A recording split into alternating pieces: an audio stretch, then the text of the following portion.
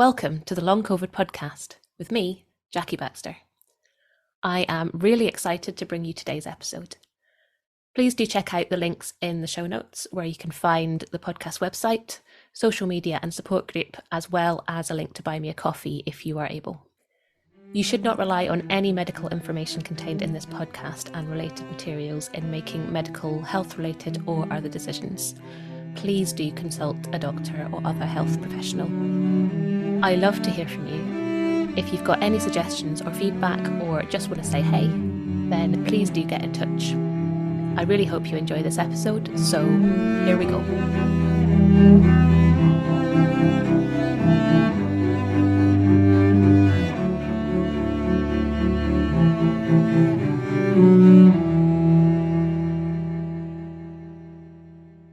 Hello and welcome to this episode of the Long Covid podcast.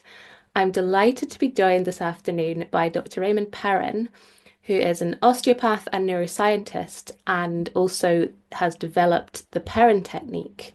So we're going to take a bit of a dive into what is this and how is it relevant to people with Long Covid and ME-CFS. Thank you so much for joining me this afternoon. It's lovely to have you here. Happy to be here, Jackie. Yes. So, before we start talking about all of this, can you just say a little bit about yourself and sort of largely what it is that you do? Right. Okay. So I'm an osteopath by training at the British School of Osteopathy. I learnt my trade between 1980 and 84 in London at the British School, which was the first school of osteopathy outside America. So osteopathy itself is actually 150 years old, the profession, and so I'm not that old. And I trained and qualified 40 years ago, and then went on to do work with sports injuries in Manchester, where I was brought up. I'm originally from London, but I was brought up in Manchester, and I went back to Manchester to set up my clinic and specialize as Manchester, as most people know, Manchester's famous for two things: rain and sports. So I wanted to make sports my main modus operandi in sports medicine. So I started treating a lot of footballers, and I was treating different people from different sporting events. And one of the things that Manchester excelled at, we still do, is cycling. And we had, the Valley Banana team was the precursor for the Sky team, British Sky team. And I was treating quite a few members of the Valley Banana team when one of them came in 1989 with ME, what we call now ME-CFS, ME, myalgic encephalomyelitis. In those days, in the 80s, it was called yuppie flu, the dreaded yuppie flu. That it's just these young professionals who are working flat out in the office. They just need to get out, do some exercise, and then they'll be fine. But it wasn't that sort of illness, and most of these patients got worse and worse and worse. Anyway, this guy was a cyclist before he got ME, but he also had back problems, and that's why he came to me as an osteopath working in Manchester.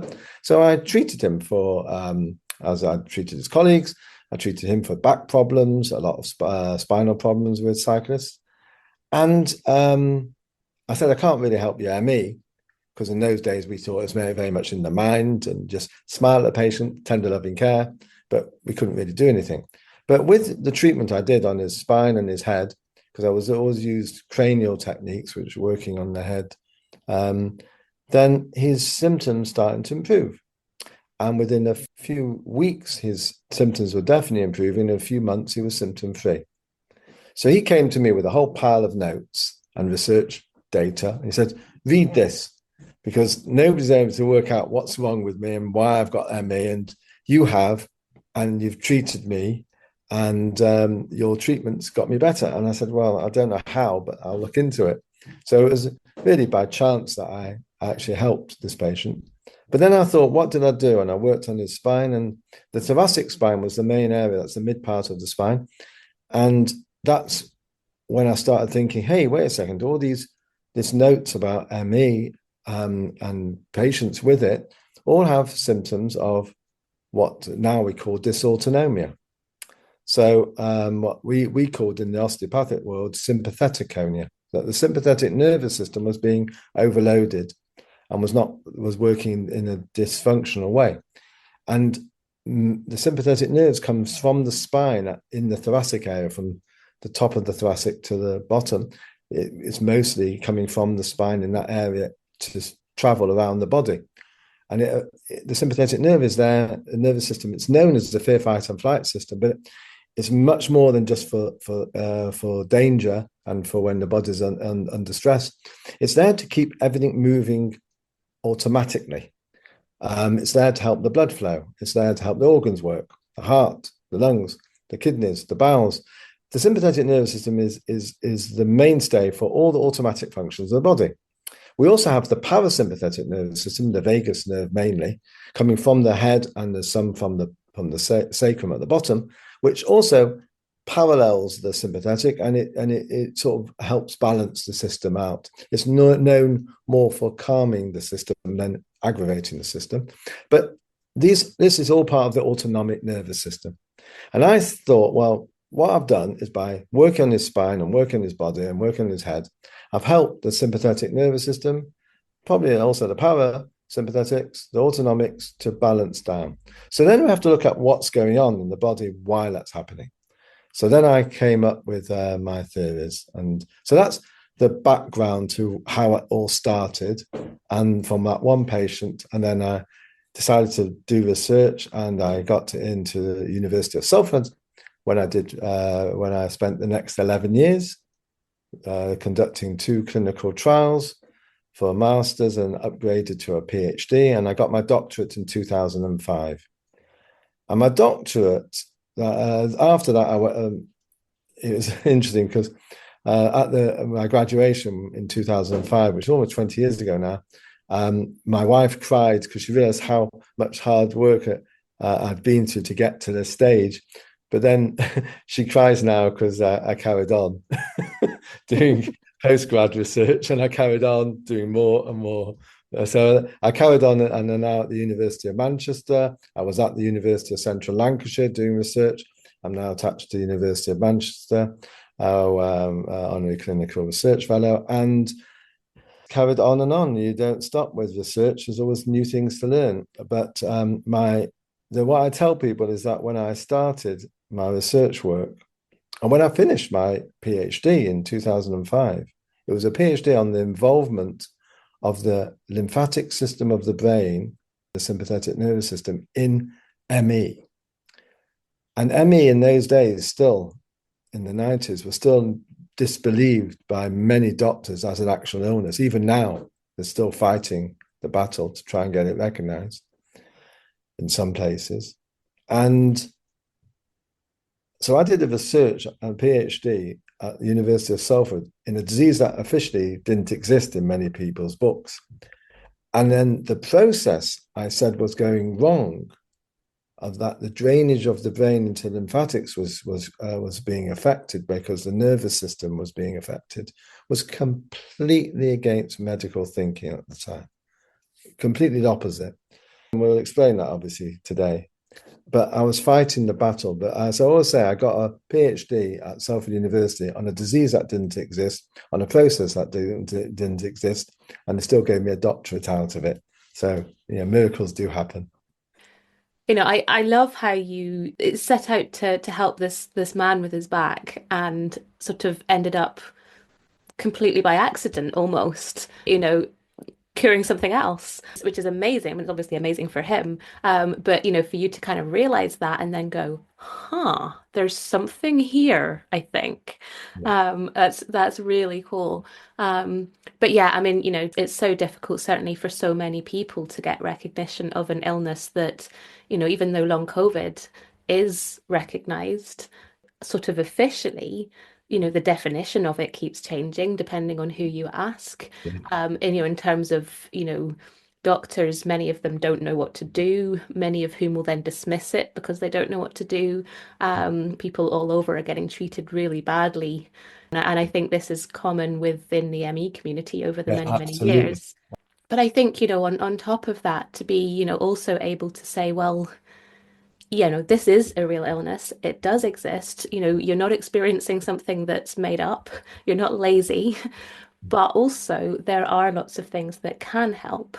Yeah. Maybe it's not the same thing in the same way for every person, but Yeah. there are a lot of things out there that are helping.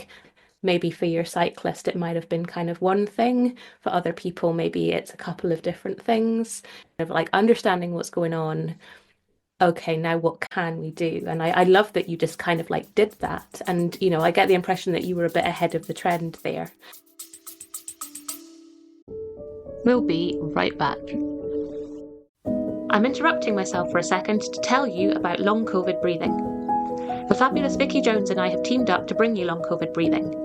We are both passionate about sharing our expertise and experience of the breath and how incredibly helpful that can be with Long Covid. We've worked together to develop a course that is specifically tailored to those with Long Covid. It's a 6-week course with 12 sessions, all delivered online. The community feel and learning that we're all sharing is such a joy.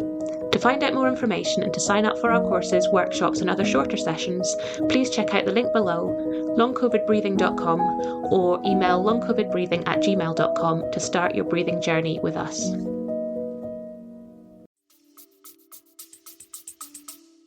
Yeah, but I drew on some of the research that had been done before, which hadn't proven anything, but had come up with similar theories that there must be a drainage system of the brain. In fact, osteopathy was founded by Andrew Taylor Still in America 150 years ago, and he talked about the drainage of the brain. He talked about the waters of the brain draining into lymphatics. So he knew something instinctively. He knew something that must be there, and there's been a few. It goes right back to your Scottish. So in Scotland, there was William Cruikshank in Scotland in the 1800s who came up with a very similar idea of drainage of the brain being a very important part of the lymphatic system. But most of the world of medicine and science said no, there's no such thing. And why did they say there's no such drainage system? Even when I was doing my PhD, and even after I published, and even publishing many papers, it was only till recently, and I'll explain that now. So what did I know that other people didn't? And why was I so adamant that this was the way forward? Well, as I say, it's part of the jigsaw puzzle of health. It's not the only thing. And every single patient with ME and every single patient with long COVID is different. There's not one the same. And this baffles medicine. And it also it goes against the way medicine is working, where they want the one pill to cure the illness. And if you can't find the pill, it's not an illness worth treating or worth investing in, because there's not big money to be made at the end of it. That's a whole different subject. What was it? One pill to cure them all. But this is it. That's what the ultimate thing is. And all the ME associations for years have been looking for this one pill. All the doctors involved in ME have been looking for this one pill, the one virus that causes the illness. And now we have the one virus that officially causes long COVID is COVID, coronavirus. We know what it is, but it's not the cause. And that's the key. The key to the whole of the Perrin technique and what I've discovered, these viruses are not the cause. And people say, what do you mean? I know I had COVID and then I got ill. Yes, it was the trigger. But the cause happened long time before. Basically, what I discovered, or what I theorized at the time, was that there was a drainage system of the brain. And this drainage system was not just blood. We were taught when I was in college that fluid in the brain, cerebrospinal fluid, and that drains away from the brain into the blood. So it's produced in the blood, and then it goes into the brain in an area called the choroid plexus. And the fluid goes round the brain, down the spine, and then up the spine again, and then out of the blood into what's known as the venous plexus, the venous sinuses. So you've got the choroid plexus producing the cerebrospinal fluid, and it goes round the brain and then out in the venous sinuses in what's known as the arachnoid villi. Now, these is technical terms, but basically it's produced by the blood, goes back to the blood. So in the brain itself, cerebrospinal fluid moves following the heart rate.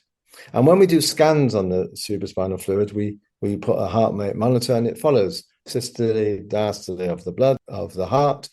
It starts the lub-dub, the 50 to 100 beats a minute. So in the brain, cerebrospinal fluid moves at 50 to 100 beats a minute. What I've discovered is that this fluid doesn't just drain off into the blood. And what's been now discovered around the body, my theory was it actually drains into the lymphatics. So there is a lymphatic drainage system, which is now called the lymphatic system. But when I wrote my thesis, this hadn't been discovered. So why did I know that this system existed? And why was there so much opposition against the idea that it did exist? And then we have to go and study the lymphatics in detail, which I have, and I lecture around the world now. The lymphatics is a drainage system of the body.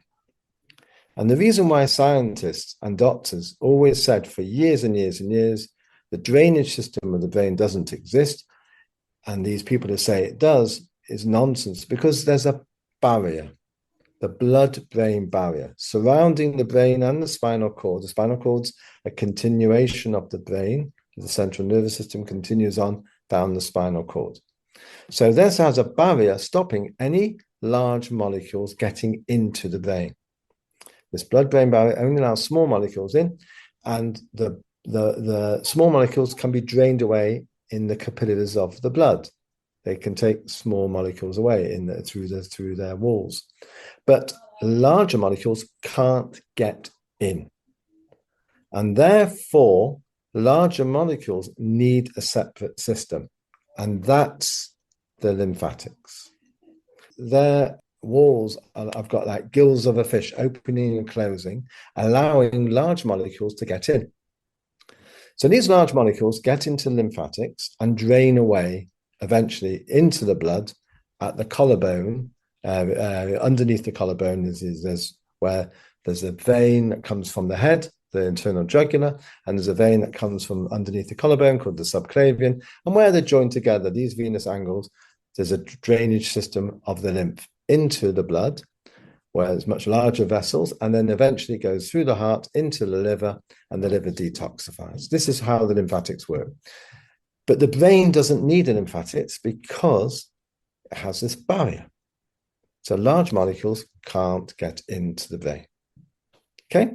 So I come along and say, not only can it get into the brain, there's a problem when it can't get out.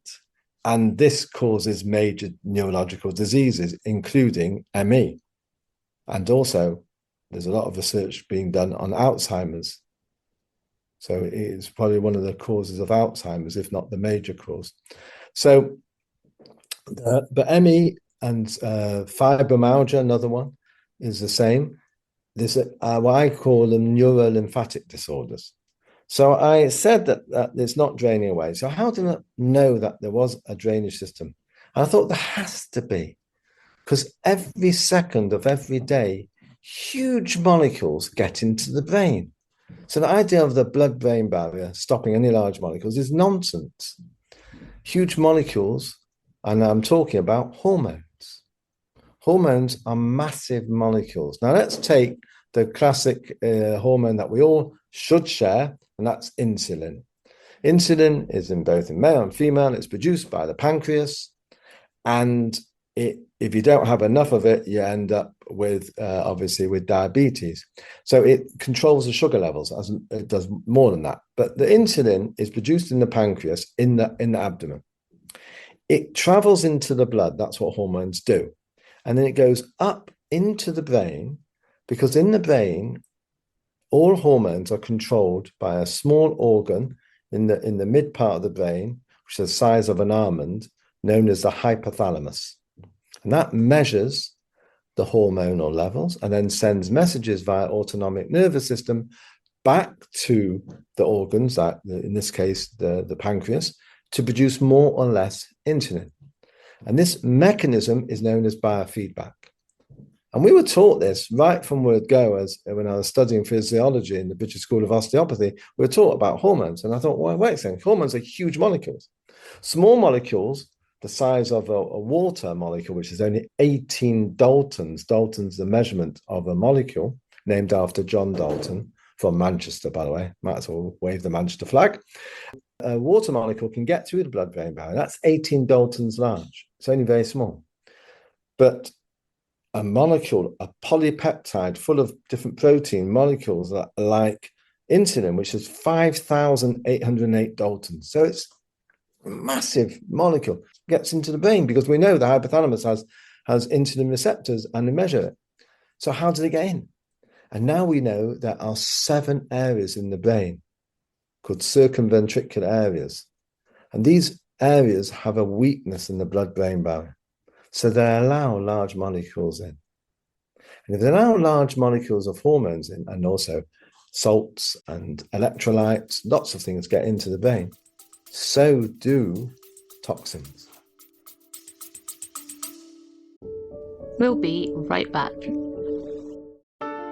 Hey there, I'm just jumping in for a second to see if you're enjoying this episode. If you're finding it useful, maybe you would consider sharing it somewhere, a friend, a group, or even on your Twitter feed. If everyone was able to share just once, we'd be able to get this information out to even more people who really, really need it. So please consider sharing somewhere if you possibly can. I hope you enjoy the episode, and thank you so much.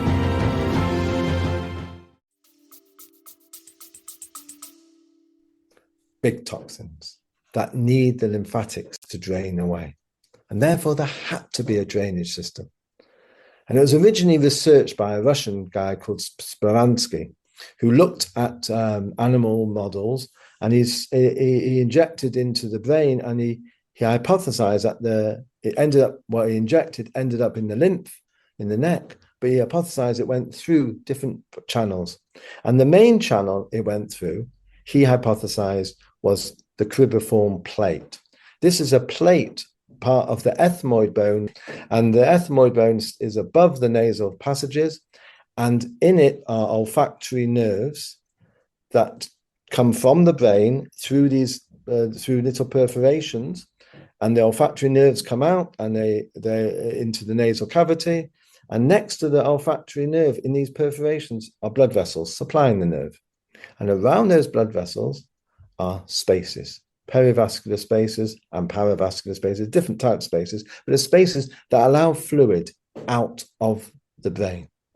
And it's that drainage system that Speransky said is happening, taking the toxins away from the brain into the lymphatics in the nose, and then down into eventually into the collarbone area and into the blood. So they didn't have proof of this because there was no scanning techniques that could show these very small areas right next to the blood. So we just theorized that that's where it was going. And this theory was repeated by different people. There's Professor Weller in Southampton who did a lot of work. There was different people doing different research work, but nobody could prove it. And I was working on the hypothesis that this was correct, but I had no proof. All I could do was show a picture of a diagram I made of a perforation with an olfactory nerve and the blood vessel next to it. So this is the drainage system that I felt was happening, but it also happens in the eyes, in the cheeks, in the trigeminal, in the mouth, the trigeminal nerves, and the ears. Those are the main drainage, the cochlear vestibular nerves, the nerves that control hearing and balance. They have these blood vessels, but every cranial nerve has blood vessels, and they have these spaces that drain away the toxins, but also in the spine. Spinal nerves all have blood vessels with these spaces. So I said it's those spaces that are not draining off out of the brain, they're draining back in, because the sympathetic nervous system was shown many years ago to control the lymphatic system. And we weren't taught that. When I was in college, I wasn't taught that. I was taught they were just tubes that squeeze along by blood and squeeze along by muscles outside, but not actual control by any nerves. But we know even the smallest lymph vessels are controlled by, so there's small lymph vessels known as lymphangions, and underneath the surface of the skin, they're minute. They are about 1/2 of a millimeter in diameter in health, and they all have nerves attached to them because they have smooth muscle walls that contract, and they push the lymph along under control of the sympathetic nerves, which is under control of the hypothalamus. Hypothalamus also has a major effect on balancing the autonomic nervous system. So when it gets poisoned, if there's a backflow, or there's damage to the drainage and there's a buildup from damage in the head or damage in the spine, and you can damage in the head from birth. People can have damage in the head if they've had a long labor. So we're seeing a lot more firstborn babies having ME and long COVID, but we see a lot of firstborn babies who have had difficult births, or sometimes a very quick birth. If they're not firstborn, they might be third or fourth baby, and they can come out very quickly. A quick birth and a slow birth can cause problems from day one without any trauma. But then we see trauma happening. Lots of people have damage to their head from different bumps when they're younger, and we see maybe when they're older, they've had whiplash injuries or anything, and they've had spinal problems, and they've had inflammation there. And now we have a picture of a buildup of problems affecting the drainage system that we now know exists. And we only know it has existed in animals in 2012. There was a study done in Rochester University that showed this drainage did exist. So it was the first vindication of my hypothesis that there was a drainage problem, where all doctors were walking out of my lecture saying there's no such thing. In 2012, they actually did a scan. They produced new scanning techniques, dual photon emission tomography, that could see the spaces and see the drainage in mice. And then they saw further on in 2015 that there was actually lymph vessels lining the brain, the meninges. There was actually in the dura, outside of the brain, there was actually lymph vessels that people never knew existed, was there to be seen, but in animals. And I had to wait till 2017 before they showed this drainage system and the lymph vessels existed in humans. But even then, there was a flat earthers who said, no, there's no drainage system. It's only in animals. And the human one, it's just interpretation. We don't believe it's actually draining. We need real time. And believe it or not, just 1 month ago today, the 7th of October, in a paper came out from Oregon. So it's taken this long. And my thesis was published in 2005, so almost 20 years ago now. And my original hypothesis was in 1989, 35 years ago. And just 4 weeks ago in Oregon, they took 5 patients with brain surgery who had brain tumors, and they gave permission, the 5 patients, to have an injection put in of a dye into the fluid. So when they did the surgery on the people's brains, they took the fluid away, and then they pumped this dye in, ganodinium, into the brain and watched it in real time how it drains from one part. They did scanning and saw it go from one area to the next, following what is known now as the lymphatic pathway. The lymphatics is the lymphatic system of the glial cells, and it's just happened 1 month ago. Too late to go in my book on long COVID, but enough to be able to lecture and tell the world about that we have actual hard evidence. And I was talking to one of skeptical professors I know, and he said, we've now got the visible proof that this drainage system exists. You can see it. And he said, no, you can't say proof. You can never say proof in science. There's evidence. This is proof. This is a concept. It's proof of concept, the whole thing, because it shows it actually happening. And it's a bit like, when Orville and Wilbur Wright were told that man cannot fly, and they got into a plane and they flew. So yeah, they proved you can fly in a plane. So, this is the thing, in science, you can have strong evidence that it works out to be a proof. And they've proven that there is a drainage system of the brain. So now the scientists are going to working out what happens when it goes wrong. And I started thinking this way 35 years ago. And I said, what happens when it goes wrong? You end up with toxins building up. And if the sympathetic nervous system pumps the wrong way, and right way and wrong way, dysfunctional, more and more toxins will build up in the brain, in the hypothalamus, which is the controlling mechanism to help this whole drainage system. And I said the main control will be the sympathetic nervous system. And in the brain, it stimulates chemicals called noradrenaline, for the American market, norepinephrine, in an area of the brain, in the brainstem, called the locus coeruleus. I wrote that in my thesis, and it was in 2013, it was shown that they looked at when the drainage was occurring in the mice, and they found it happened during delta wave sleep, during deep restorative sleep. And the reason why it was restorative, why you woke up feeling refreshed in health, was because the drainage of toxins occurred during that time. And they found out which part of the brain was involved in that, the hypothalamus and the locus coeruleus, switched off, allowing the drainage to occur. And now we have the full picture. And the full picture is in my book, showing what's actually happening. And we now know from research done this year in South Korea that the main drainage of the brain is into the lymphatics of the neck via the cribriform plate, via this plate I was talking about in my thesis 30 odd years ago. And we know that a lot more of the drainage goes into the lymph in the spine. So hardly anything goes into the blood.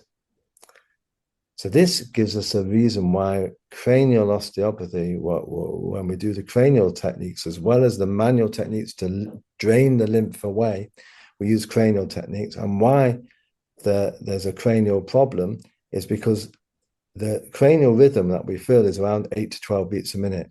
And I said at the beginning, the cerebrospinal fluid in the brain drains off from the blood. It goes around the brain and goes back to the blood. But now we know most of it goes to the lymph.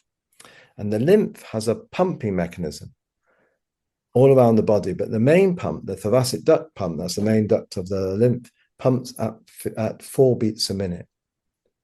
So it starts at 50 to 100 beats a minute, and it goes into the lymph that has a beat of 4 beats a minute.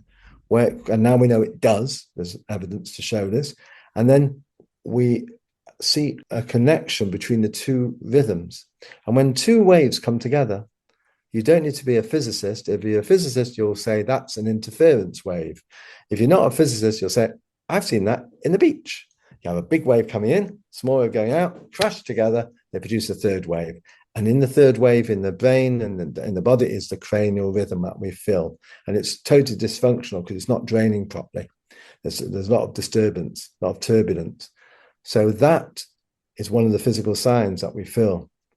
And there's a backflow of lymph, and we can feel that when we feel the tissues, these lymph vessels, because they're backflowing, they get bigger and bigger, become mega lymphatics.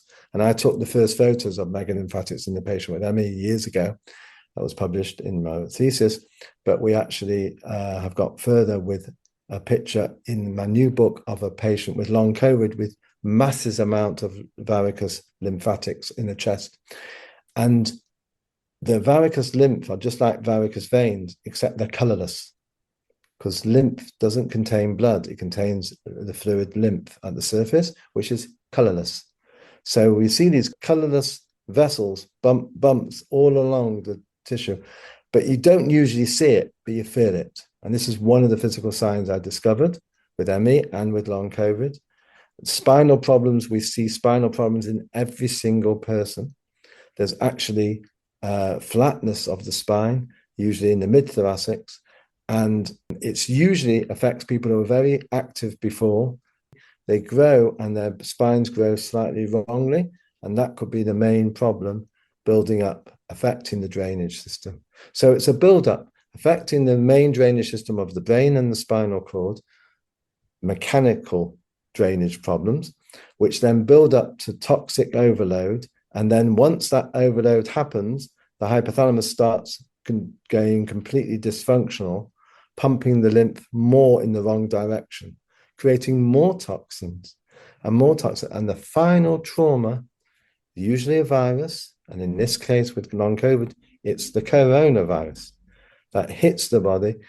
And what's the first symptom that people had with coronavirus mostly? Loss of smell. It went up through the olfactory pathway, causing anosmia, loss of smell, or affected the smell. Then through the cribriform plate, the wrong way, as I said, what happens in ME, wrong way into the brain, into the hypothalamus.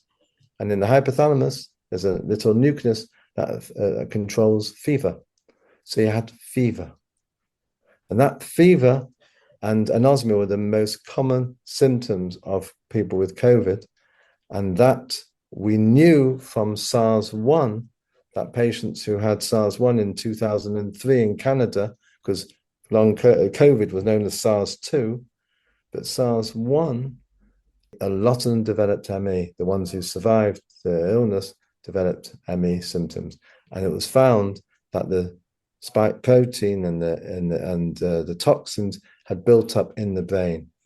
And remember, it's post-viral condition. It's post-COVID. We called this syndrome post-COVID in my paper, because I predicted that once we knew that COVID was going to happen, I predicted that long COVID was going to happen. We called it post-COVID-19. I wrote the paper on it on the day that the pandemic was announced, 11th of March 2020, which was my wedding anniversary. And my wife puts up with me a lot, and she puts up with me staying up all night writing this paper, and we called it Into the Looking Glass, because I knew that COVID-2 was going to do exactly the same and go into the brain and cause inflammatory toxins to build up in the brain. So it wasn't just the virus or the spike protein, it was the cytokines. In all the talks on television, they were saying about viral load and cytokine storm. Cytokines are big, huge molecules of protein, interferons, interleukins, that attach to the virus and are signaling molecules for the antibodies saying, "Cooey, we're here." And antibodies come along and then attack the virus. But afterwards, those cytokines have to be drained away. And what drains those cytokines away? The lymphatics, because they're large protein molecules. And that drains away the cytokines, and then the cytokines, and then you're back to health. But if there's a massive load and there's loads of cytokines building up, and there's already a backflow because you've had problems in the past that you weren't really aware of, those cytokines are going to go up into the brain and stay in the brain and not drain away. So it's those patients, billions of people got COVID. Millions of people have got long COVID now, but many less have got long COVID. It's the ones who've had a neurolymphatic problem in the first place, and this is the final straw, and it's caused this buildup. And then you have this buildup of cytokines, and it's been proven that causes the neuroinflammation in the brain, causing the brain fog, causing the cognitive problems, causing depression and anxiety problems, causing all the symptoms we see in long COVID. That basically is the Perrin technique. The diagnosis of it is we do the physical, and the treatment, we actually drain it away. So that's the main thing. The treatment is the Perrin technique. So this is I've given you the science behind it. Did you follow me so far? Did it make sense? Yeah, I think so. And and any listeners who are thinking, I feel a bit overwhelmed by all the science, what we're going to actually do right now is split this interview here, allow us time to digest some of that, because to be honest, I feel like I need to do that as well. And we will come back next week to hear Dr. Perrin talk about what the practicalities of this is. How do we actually do it? We've got the science, we understand what's going on. What do we do about it? So thank you so much, Dr. Perrin. We will be back next week with more. and I look forward to seeing you then. Thank you so much to all of my guests and to you for listening. I hope you've enjoyed it, or at least found it useful. The Long COVID podcast is entirely self-produced and self-funded. I'm doing all of this myself. If you're able to, please go to buymeacoffee.com/longcovidpod to help me cover the costs of hosting the podcast. Please look out for the next episode of the Long COVID podcast. It's available on all the usual podcast hosting things, and do get in touch